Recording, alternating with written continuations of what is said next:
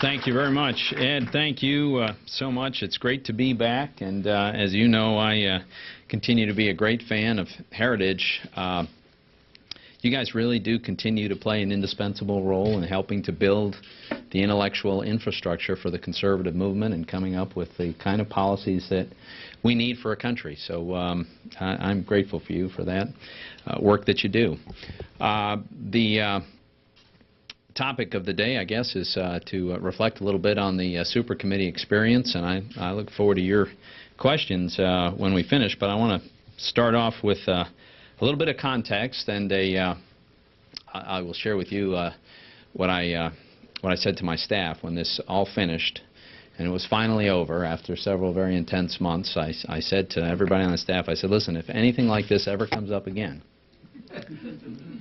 I want you to know you can immediately sign me up, and then you'll be fired. That's not what I said, but it was a tough experience.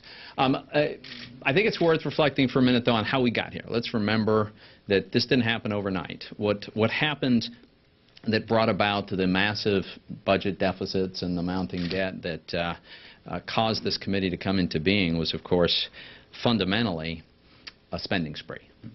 That's what really has driven this. Remember, it's been this sequence of stimulus bills and bailouts and government takeovers, a huge surge in discretionary spending, and I think of it sometimes as the political resurrection of John Maynard Keynes. My God, the man's dead. Can't he just rest in peace?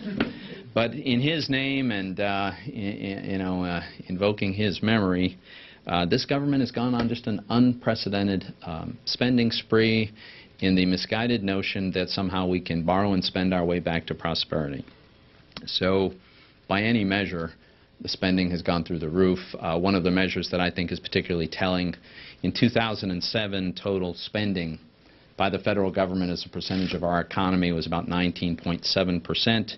By 2009, it was 24.7%, fully a 25% increase in the size of the federal government as a percentage of our economy in a mere 2 years. I think that says it all. But let me say one more thing, and that is that what we're facing is not fundamentally a tax problem. As recently as 2007, the very tax rates that we have today, this code, generated revenue that was at about the historical average in recent decades, about 18.5% of GDP. And with revenue at 18.5% of GDP in 2007, we had a deficit that was almost trivial in size. It was 1.2% of GDP, a size that seems quaint by contemporary standards, right? Eminently manageable number, and this is not ancient history, and it is with the current tax rates. Another illustration of the fact that taxes are not the problem that got us here is consider this. If you could double all of the individual tax revenue that was collected last year, not that you could without cratering the economy, but imagine that you could. If you did that, you still would have run a $400 billion deficit last year. In fact, CBO ran through the exercise of calculating where tax rates would have to be if we were going to solve the entire long-term deficit and debt problem through taxes alone. And you know what they came up with? They said that the top individual and corporate tax rates would be 88%. And all the other rates would have to increase in proportion. Clearly, no economy could possibly sustain those kind of rates. So it's actually arithmetically impossible to solve this problem on the tax side alone. So now we find ourselves, having gone through this spending spree, find ourselves with a weak economy still. It has not had the intended effect. Unemployment still is persistently way, way too high. But of course, we have now a huge debt, about 70% of GDP now, and growing rapidly.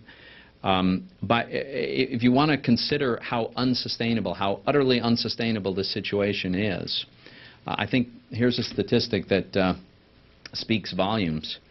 If you look at just Social Security and the mandatory health care programs and interest on our debt, just those three things alone, by 2021, inside the current budget window, are projected to consume 90% of all expected tax revenue.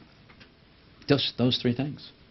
Leaving absolutely nothing for all the other mandatory spending programs, all the welfare programs, nothing whatsoever for discretionary defense spending. None of that is included in those three things, but yet they would consume 90% of what we could reasonably expect to collect in revenue. So it's abundantly obvious to me and probably to all of you that we're on a completely unsustainable path. And so at the super committee, the Republicans, I have to say I'm very pleased at the extent to which we were relatively united, not completely unanimous in everything. Certainly there were disagreements, but mostly it was in emphasis and priorities. What we did want to do is fix the problem. And what was the problem? President Obama was helpful in defining the problem quite correctly, and I will quote, he said, "The major driver of our long-term liabilities, everybody here knows, is Medicare and Medicaid and our health care spending. Nothing comes close." That's from President Obama in January of 2010. He's absolutely right. And so what we set out to do was to redesign what I think are fundamentally flawed architectures of these big programs, which are the reason that they're unsustainable, and redesign them in a way that would make them work, make them sustainable, allow us to get back on a sustainable fiscal path. The House Republican budget gave us a way to go forward. We never expected that the Democrats would warmly embrace that. We weren't shocked when they didn't, but we were open to any number of other ways to try to change this, the problem with the architecture of these big programs. Failing a change in the architecture, we suggested, can we at least make some meaningful reforms in things like eligibility and means testing so that we could make meaningful curves to the long-term growth trajectory of these programs. That was what we set out to try to accomplish. The Democrats had a different idea. They wanted a $1 trillion tax increase. They wanted that at the beginning, they wanted that in the middle, they wanted that at the end. Sometimes a little more than $1 trillion. But the gist of it was a massive tax increase with no changes whatsoever to the fundamental design of the programs that are driving